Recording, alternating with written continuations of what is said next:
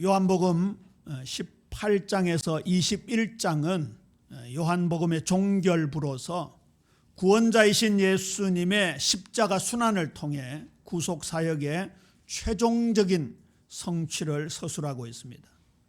그 중에 오늘 본문을 비롯한 18장, 19장은 예수님께서 로마 병정들과 또 대제사장, 바리새인들의 수하에게 체포를 당하시고 나중에 가야바라든지 안나사 같은 제사장 가문을 통해서 신문을 받으시고 드디어 고난과 순환으로 십자가에 죽으시고 장례 치르는 모습들이 묘사되고 있습니다. 20장에서 21장은 예수님의 부활을 기록하고 있지요. 그동안 고별 설교 또 중보기도를 하셨던 예수님께서 18장 오늘 본문에서 십자가 처형을 앞두고 체포를 당하시는 장면이 나옵니다. 그것을 이렇게 말씀하고 있지요. 예수께서 이 말씀을 하시고, 다른 번역에 보면 예수께서 이 기도를 마치신 뒤에 제자들과 함께 기드론 시내 건너편으로 나가시니, 이때가 순환주간 금요일 아침이었는데 예수님을 체포하기 위해서 당시 대제사장이었던 가야바가 약 600명으로 추산되는 군대를 끌고 왔습니다. 여기 군대라고 이름이 붙여진 원어를 살펴보니까 천부장 수하의 군대인데, 천부장은 1000명의 병정들을 데리고 있는 장교거든요. 근데 그 사람들이 이제 6월절 명절 기간에 치안을 담당하기 위해서 예루살렘에 남아있고, 이 겟세마네 동산에 나머지 군사들을 끌고 왔는데 학자들마다 거의 수백 명으로 추산하고 있어요. 예수님 한 명을 잡기 위해서 수백 명의 군사를 거느리고 왔습니다. 그런데 예수님은 그 장소에서 체포되실 것을 아셨습니까? 모르셨습니까? 아셨습니다. 그런데 기름 들고 불 속에 들어간다고 예수님께서는 그 체포의 현장으로 몸소 들어가셨습니다. 체포당하시고 결국은 십자가에 죽으시게 됩니다. 그래서 오늘 제목이 나온 겁니다. 사랑 때문에 죽음을 선택하신 예수님. 제목을 많이 고민하다가 예수님께서 자발적으로 능동적으로 순종하시면서 그 체포 현장에 스스로 가셨다는 대목에서 저는 죽음을 선택하셨다. 이유는 우리를 사랑하시기 때문이다. 제가 제목 적어놓고 좀 울었습니다. 나를 사랑하시는 예수님. 나를 위해서 스스로 체포를 당하신 예수님. 우리가 사랑받을 자격이 있어요, 없어요? 없어요. 경상도 말로 한때까리도 없어요. 우리가 무슨 사랑받을 자격이 있습니까? 우리가 숨쉬고 살아가는 것만도 감사한데 우리 주님 예수님은 우리의 영혼을 구원해 주셨어요. 그리고 창조의 가장 근본적인 목적인 영광 돌리는 자로, 예배자로, 찬양자로 우리를 만들어 가시는 이 축복이 얼마나 큰지요. 그래서 일대지는 사랑 때문에 스스로 죽음을 선택하심이라고 제목을 붙였어요. 죽음의 길을 걸어가시는 예수님. 제자들을 지키시기 위하여 스스로 체포를 당하신 예수님. 사복음서 중에 예수님의 체포의 장면이 가장 상세하게 기록된 것이 오늘 요한복음 18장 본문이에요. 예수님은 전 우주적 전권을 가지셨음을 밝히시면서도 순순히 체포를 당하셨어요. 오늘 놀라운 장면 하나가 나오죠. 600명으로 추산했을 경우에 그 군대의 규모가 얼마나 대단하겠습니까? 예수님은 제자들과 함께 모였으니까 11명, 12명 예수님과 함께 12명이잖아요. 가룟 유다는 제외하고요. 그야말로 조금 모여있는 그곳에 무기를 가지고 몽치를 가지고, 몽치는 나무 막대기를 말하는 거예요. 칼과 창을 가지고, 횃불을 가지고, 등불을 가지고 쫙 옹이에서 예수님을 체포하는 그 자리에 예수님께서 내가 그니라 말씀하셨어요. 그때 어떤 일이 벌어졌습니까? 그 600여 명의 군사들이 엎어졌어요. 놀라운 역사가 일어났죠. 우리 주님 예수님은 전 우주적 능력을 가지신 통치의 하나님이시요, 지금도 창조적 능력으로 저와 여러분을 섭리하시는 줄로 믿으시기를 주님의 이름으로 축원합니다. 그뿐만 아닙니다. 자연을 지배하고 계십니다. 피조 세계를 지배하고 계십니다. 예수님이 스스로 체포를 당하신 이유는 십자가 처형이 단순한 정치적, 종교적 사형이 아니었습니다. 우리를 사랑하고 사랑하고 또 사랑하시고 또 사랑하셔서 저 하늘 영광을 버리시고 이 땅에 성육신 하신 마지막 목적을 이루시기 위함 때문입니다. 사실 예수님은 십자가 지시는 그 일련의 과정이 예수님으로서는 너무 고통스러웠어요. 아버지여, 할 수만 있으면 이 고통의 잔을 내게서 옮기시옵소서 기도하셨잖아요. 베드로가 칼을 빼서 말고라는 사람의 귀를 잘랐어요. 예수님께서 베드로야, 칼을 칼집에 도로 꽂으라. 아버지께서 주신 잔을 내가 마시지 아니하겠느냐. 이 말씀을 하신 것을 보면 그 마지막에 순종하시면서 나아갔던 장면을 볼 수가 있죠. 자, 이렇게 스스로 체포당하신 이 순환의 길, 고난의 길이 결국은 요한복음 대미를 장식하는 영광스러운 최후의 승리로 이어지고 있습니다. 우리 주님 예수님께서 우리를 사랑하시되 끝까지 사랑하시는 줄로 믿습니까? 이 믿음이 우리 속에 정말 뜨겁게 자리 잡아야 할 것입니다. 저는 요즘 궁산과 와룡산을 거의 매일 올라갑니다. 와룡산은 300m 고지고 궁산은 230m 고지인데 어쨌든 건강을 위해서 올라가는데 이제 한 곳만 계속 가면 재미가 없으니까 양쪽으로 번갈아 가면서 올라가는데 궁산에 올라갔더니 옛날에 제가 지어냈던 예화가 생각이 나더라고요. 궁산에 올라가 가지고 중간 지점에 벤치가 하나 있어요. 거기에서 이 스마트 키 있잖아요. 옛날에 삼성 노트 폰에 보면 이 스마트 키가 있습니다.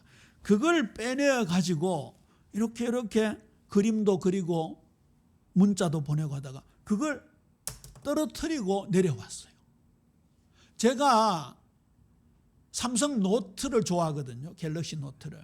거기다가 이거 쓰는 걸 굉장히 좋아해요. 손가락이 워낙 굵어가지고 이렇게 뭐 문자를 찍으면 2개 막 동시에 찍히고 해가지고 그게 아주 예리하니까 좋은데 아이고 그걸 잃어버렸네.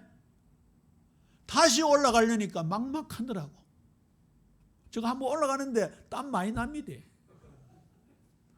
그래가지고 이거 한번 얼마 하는 거 한번 검색을 해봤어요. 한 뭐 돈 1,000원 하면은 그냥 살라고 했는데 검색해 보니까 3만 원 내지 4만 원이라. 아이고 3만 원 내지 4만 원이면 올라가서 찾아야 되겠다. 그래서 올라가서 찾았어요. 한참 뭐 아멘까지 나와. 그래 이제 벤치가 생각이 났는데 가니까 아무리 해도 안 보이는데 마침 발을 잘못 이렇게 하면서 낙엽이 탁 거두어지는데 거기에 반짝하면서 보이더라고요. 그때 제가 만들어낸 예화가 하나 있어요. 자, 이 폰을 부산 가서 잃어버렸다. 찾으러 가요, 안 찾으러 가요? 찾으러 가요. 부산인데. 부산 왕복 5만 원이면 하는 차. 이거 100만 원짜리입니다. 부산 가는 거예요. 근데 그때 제가 아프리카 다닐 때인데 탄자니아는 집에서 선교사님 사택까지 가는데 30시간 걸려요. 이거를 탄자니아에서 잃어버렸다고 칩시다. 탄자니아 찾으러 갑니까? 안 갑니까? 안 갑니다. 오늘 손집사님이 약간 삔뜨가 하잖아. 이거 찾으러 갈 필요 없어요. 이거 100만 원. 비행기 값이 300만 원 들어요. 그리고 가고 오고 지겨워 죽습니다. 안 갑니다. 그런데 아프리카 탄자니아에서 아들을 잃어버렸습니다. 찾으러 갑니까? 안 갑니까? 갑니다. 그렇죠. 여러분, 사랑스러운 자식들을 생각해 보세요. 요즘 우리 박 목사님 손녀 나은이가 얼마나 이쁜지 이제 말을 막 배우기 시작하니까 온갖 말을 다 할배 이러면서 우에 가르쳐가지고 할배가 뭐고 할배가 할아버지지. 그러니까 아빠가 교회에서 찬양 인도하는가 봐요. 그래 집에 와가지고 물 떠놓고 찬양 인도하고 물 마시고. 그래가 얼마나 자랑을 많이 하는지. 손주 없는 사람은 섭섭해 죽겠네. 여러분 그 손주를 잃어버렸다. 죄송한 비유지만 찾으러 갑니다. 그렇죠. 지구 반대편이라도 찾으러 갑니다. 인류 역사상 가장 먼 길을 찾아오신 분이 누굽니까? 예수님이십니다. 예수님. 그렇잖아요. 우리 주님 예수님은 우리를 사랑하시되 끝까지 사랑하십니다. 그러면 크게 두 번째, 그 예수님의 마지막 걸음의 영적인 의미를 살펴보입시다. 한 걸음 한 걸음 의미가 있는 것이죠. 1절입니다. 기드론 시내 건너편으로 가시다. 사무엘하 15장에 보면 다윗이 아들 압살롬의 난을 피해 건넜던 곳이 기드론 강가였습니다. 예수님께서 다윗의 후손 메시아이심을 간접적으로 증명한 것이지요. 마태복음 26장 39절에 보면 여기를 겟세마네 동산이라고 표현하고 있는데 아까 그 기도 말씀을 드렸잖아요. 내 아버지여 만일 할만하시거든 이 잔을 내게서 지나가게 하옵소서. 그러나 나의 원대로 마시옵고 아버지의 원대로 하옵소서. 하나님 아버지의 사랑과 그 사랑으로 말미암는 구원의 계획을 이루시옵소서. 그래서 찬송가 154장을 선택한 거예요. 154장 4절 고난의 잔을 날 위해 다 마셨나이다. 그 쓴 고난의 잔을 예수님은 아무 말씀하지 아니하시고 다 마시셨습니다. 2절에 보면 제자들과 가끔 모이시던 장소였던 것 같아요. 누가복음 22장 39절에 병행구절이 나오는데 늘 하시던 대로 늘 습관을 따라 가신 것으로 기록하고 있습니다. 가룟 유다도 잘 알고 있겠죠. 그런데 보세요. 3절에 유다가 군대와 대제사장들과 바리새인들에게 얻은 아랫 사람들을 데리고 등과 횃불과 무기를 가지고 그리로 오는지라. 여기 군대가 스페이라라는 단어인데 로마 군대의 기본 부대단이 코호로스라는 것으로 번역되는 것입니다. 600명, 최소 200명입니다. 거기다가 대제사장들과 바리새인들이 보낸 하속들, 이 수하들은 성전의 경비병으로서 경찰 역할을 하는 사람들이었습니다. 다시 말해서 로마 군대 플러스 유대 종교의 권력 플러스 배신자 유다가 연합한 모습이지. 그런데 뭐가 하나 빠졌죠? 플러스 내가 빠졌지. 주석에는 그렇게 있더라고요. 로마 군대 플러스 유대 종교 권력 플러스 배신자 유다가 연합한 모습이라고 했는데 저는 묵상하면서 내가 포함돼서 내가 그가 찔림은 성호의 허물 때문이에요. 그가 상함은 성호의 죄악 때문이라. 그가 징계를 받음으로 성호가 평화를 누리고 그가 채찍에 맞음으로 성호가 나음을 입었도다. 나 때문에 예수님이 체포당하시고 신문당하시고 급기야 십자가에 죽으셨어요. 여기 무기 중에요, 몽치라는 게 나오죠. 몽치. 이 몽둥이를 말합니다. 얼마나 예수님을 비하하는 표현입니까? 골리앗이 막대기를 가지고 오는 다윗을 향하여 네가 나를 개로 여기느냐, 왜 막대기를 가지고 왔느냐. 예수님을 짐승처럼 취급하는 모습, 이것이 우리 인간들의 모습을 대변하는 거 아닐까요? 왜 이렇게 많은 인원들이 동원되었을까요? 예수님이 당시에 많은 사람들에게 영향을 끼친 인물이었기 때문에 그렇습니다. 또 예수님의 추종자들, 즉 제자들이 저항할 수 있다고도 우려했겠죠. 방금 베드로가 칼을 들고 휘둘렀잖아요. 또 6월절 직전이고 예루살렘에는 수많은 유대인들이 있었고 폭동 가능성도 높았기 때문이라고 합니다. 거기다가 예수님은 평소에 기적을 일으키는 능력을 행하시는 분이라고 소문이 났잖아요. 그래서 신중하게 접근했을 것입니다. 그런데 예수님은 순순히 스스로 잡혔었어요. 누가복음 16장 6절에 유다를 이렇게 표현합니다. 야고보의 아들 유다와 예수를 파는 자 될 가룟 유다라. 마가복음 3장 19절에도 12제자를 세우시면서 또 가룟 유다니 이는 예수를 판 자더라. 그 단어의 시제가 현재 분사라고 합니다. 굳이 우리말로 번역하면 예수를 팔고 있는 자라는 뜻입니다. 예수님을 팔았다, 예수님을 팔고 있는 자. 가룟 유다는 예수님의 제자로 들어갔기는 들어갔는데 공생의 3년 동안 예수님을 늘 팔려고 생각했습니다. 그는 돈괴를 맡은 사람입니다. 때로는 헌금하는 사람도 있었겠죠. 근데 그 돈괴를 맡으면서 항상 돈에 관심을 가지고 있었어요. 예수님을 무엇으로 보았다는 얘기입니까? 돈으로, 물질로 보았다는 얘기입니다.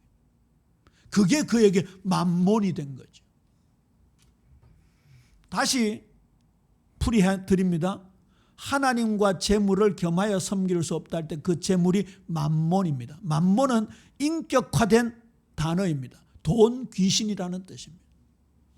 우리가 선교를 위해서, 자녀들을 위해서, 우리 하나님 영광을 위해서 물질을 벌고 드려야 됩니다. 그거는 만몬이 아닙니다. 그러나 나의 육신의 안녕을 위해서 아무 가치도 없는 0.6g도 안 되는 한 호흡의 무게조차도 안 되는 내 인생의 안녕을 위해서, 영달을 위해서 쓰는 돈은 그게 뭐예요? 만몬이에요. 돈 귀신이에요. 거기에 어두움이 역사한다 그 말이에요. 그게 세 번째입니다. 예수님께서 자기 선언을 하시죠. 요한복음에는 예수님께서 이렇게 말씀하십니다. 나는 무엇이다. 자, 이것도 원어가 우리 성도님들한테 조금 생소하고 어렵게 느껴질 수도 있지만 제가 말씀드리는 원어는 그냥 이렇게 적어 놓으셨다가 기억하시기를 바라는데, 예수님께서 나는 무엇이다 라고 할 때는 헬라어로 에고 에임이라는 단어를 쓰십니다. 이 에고 에임이라는 단어는 원래 히브리어로는 여호와라는 단어입니다. 그러면 예수님께서 히브리어의 사촌격인 아람어를 사용했었기 때문에 나는 무엇이다 라고 할 때는 발음이 뭐하고 비슷하겠습니까? 여호와라는 단어와 비슷합니다. 예수님께서 여호와라고 자신을 칭호하신다는 것은 예수님이 누구시다는 얘기입니까? 하나님이시다는 얘기입니다. 그 앞에 600여 명의 군사들이 엎어져 버린 거예요. 나는 생명의 떡이다 말씀하셨죠. 요한복음에서 말씀하는 겁니다. 나는 세상의 빛이다. 나는 양의 문이다. 나는 선한 목자다. 나는 부활과 생명이다. 나는 길, 진리, 생명이다. 나는 참 포도나무다. 그 에고 에이미, 여호와라는 단어의 오늘 마지막 단어가 내가 그니라, 그 말씀입니다. 여기는 그냥 에고 에이미 그렇게 기록되어 있습니다. 너희가 누구를 찾느냐? 대답하되 나사렛 예수라 하거늘 이르시되 에고 에이미, 여호와. 그 구약 성경은 일부, 극히 일부 아람어로 기록되어 있고 나머지는 히브리어로 기록되어 있잖아요. 출애굽기 3장 14절에 보면 모세가 하나님께 묻습니다. 이 어마무시한 명령을 내가 이스라엘 백성들에게 전하고 장로들에게 전해야 되는데 누가 말한다고 할까요? 할 때 성경에 보면 뭐라고 기록되어 있습니까? 나는 여호와니라 그렇게 기록되어 있죠. 다른 번역에 보면 나는 스스로 있는 자라 그렇게 번역되어 있습니다. 그게 여호와라는 단어입니다. 영어에는 I am who I am, 나는 나다 그렇게 되어 있는데요. 다 복잡한 번역입니다. 여호와라는 단어는요, 정확하게 말해서 나다 이 말입니다. 그 조선 임금들이 스스로 칭할 때 나는 짐이다라고 하잖아요. 그게 나짐자입니다. 왕들은요, 굉장히 그 쓰는 언어가 독특한 언어입니다. 임금의 얼굴을 뭐라 그러죠? 용안이라 그러죠. 용자를 붙입니다. 그렇듯이 나짐자는 아무나 쓰는 게 아닙니다. 옆에 있던 영의정이 짐이 말하노라 이러면 어떻게 되겠습니까? 반역입니다. 그러니까 보세요. 누가 말한다고 전달할까요? 하니까 하나님이 나다 이러신 거예요. 뭐 나는 스스로 있는 자다, I am who I am, 그게 아니에요. 나다 이러신 거예요. 나다라는 말에 끝나버린 겁니다. 저와 여러분이요, 하나님께서 나다 하시는 말씀에 끝나버려야 됩니다. 하나님이 이르시되 끝나버려야 됩니다. 예수께서 이르시되 끝나버려야 됩니다. 그걸 지금 예수님이 그대로 인용하셨어요. 그 여호와라는 히브리어를 그리스 헬라어로 번역한 성경이 70인경이라는 겁니다. 거기에 보면 여호와를 에고 에임이라고 번역하고 있어요. 그러니까 요한복음이라든지 사복음서에 예수님께서 나는 무엇이다 에고 에임이 땡땡땡이라는 것은 너무너무 중요한 거죠. 누구를 찾느냐? 나사렛 예수를 찾습니다. 나다라고 하신 거예요. 요한복음 18장 4절 5절 보세요. 예수께서 그 당할 일을 다 아시고 그렇게 되어 있죠. 예수님이 신적 권위를 가지고 자발적으로 체포되셨습니다. 예수님의 마지막 고난 주간이 적대자들에 의한 단순한 처형이 아니라 구속사적 흐름 속에 진행되어진 하나님의 섭리였고 거기에 우리 예수님은 순종하셨던 것이죠. 여기에서 능동적 순종, 수동적 순종 이런 복잡한 신학적인 용어들이 나오는데 스스로 그 길을 가셨다 그 말입니다. 왜요? 오늘 제목에 나오잖아요. 사랑하셨기 때문에. 누구를 사랑하셨기 때문에? 나를 사랑하셨기 때문에. 나를 사랑하셨기 때문에. 요한도 예수님께서 자기 계시를 나타내시는 것을 강조하기 위해서 공간복음서의 다른 성경 기자들과 달리 이 표현을 굉장히 많이 강조했습니다. 6절입니다. 예수께서 그들에게 내가 그니라 하실 때에 그들이 물러가서 땅에 엎드러지는지라. 수백 명이 그 앞에서 엎드러지는 걸 상상해 보십시오. 영적인 어마어마한 충격입니다. 예수님이 스스로 신성을 선포하시자 인간의 권세는 무기력하게 쓰러지는 겁니다. 다메섹 도상을 향하여 예수 믿는 사람 잡아 죽이려고 다메섹 도상을 향하여 가던 사울에게 예수님이 나타나셨습니다. 번쩍하는 불꽃과 함께 불빛과 함께 굉음이 들렸습니다. 사울이 팍 꼬꾸라졌습니다. 사울아 사울아 내가 어찌하여 나를 박해하느냐. 보세요. 주여 니시오니까. 나는 내가 박해하는 예수라. 교회가 예수님의 몸된 신부입니다. 그렇죠? 오늘 요한 크리소스톰의 그 해석을 잘 기억하시기 바랍니다. 예수님의 옆구리를 통해서 교회가 만들어졌어요. 저와 여러분은 예수님의 신부가 되었습니다. 교회를 핍박하는 것은 곧 누구를 핍박하는 겁니까? 예수님을 핍박하는 겁니다. 그 앞에 보세요. 납작 엎드려졌습니다. 살기등등하던 사람이었습니다. 바리새인 중에 바리새인으로 막강한 종교적 권력을 가지고 있었어요. 얼마나 기고만장했습니까? 팍 꼬꾸라졌어요. 빌립보서 2장 10절에 보면 모든 무릎이 하늘에 있는 이름과 땅에 있는 이름과 땅 아래에 있는 모든 이름의 모든 무릎이 그 앞에 꿇게 될 것이다. 예수 그리스도 앞에 꿇게 될 것이다. 예고하는 것 같지 않습니까?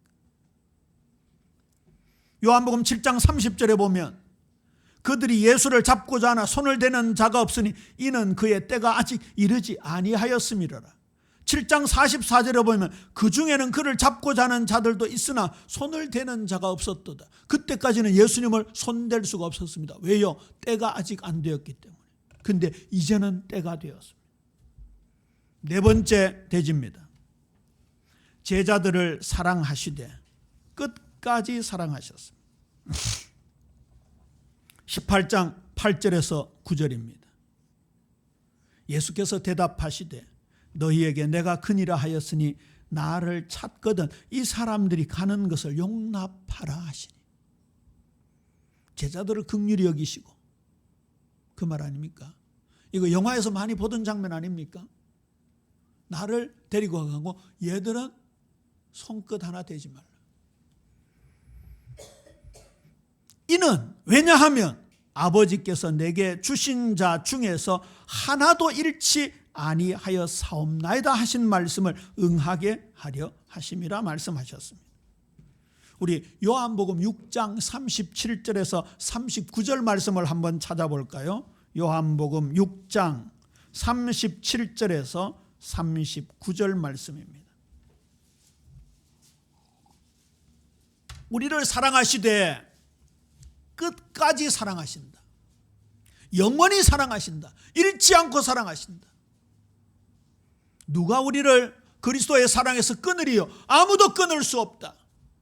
그 어떤 피조물이라도 그리스도 예수 안에 있는 하나님의 사랑에서 끊을 수 없다 말씀하셨습니다. 함께 읽습니다. 시작. 아버지께서 내게 주시는 자는 다 내게로 올 것이요 내게 오는 자는 내가 결코 내쫓지 아니하리라.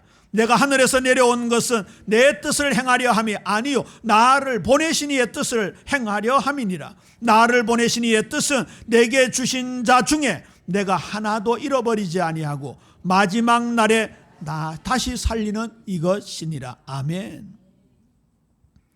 아버지께서 예수님에게 주신 자, 그게 그 단어 아닙니까? 그의 백성. 아들을 낳으리니 이름을 예수라 하라. 이는 그가 그의 백성을 구원할 자이심이라. 우리는 그의 백성이 되었습니다. 그의 소유가 되었습니다. 너는 내 것이라. 내가 너를 지명하여 불렀나니 너는 내 것이라. 오직 너희는 택하신 족속이요 왕같은 제사장들이요 거룩한 나라요 하나님의 소유가 된 백성이라. 딱 쥐고 계신다 그 말 아닙니까? 그것도 가장 귀하게 쥐고 계신다.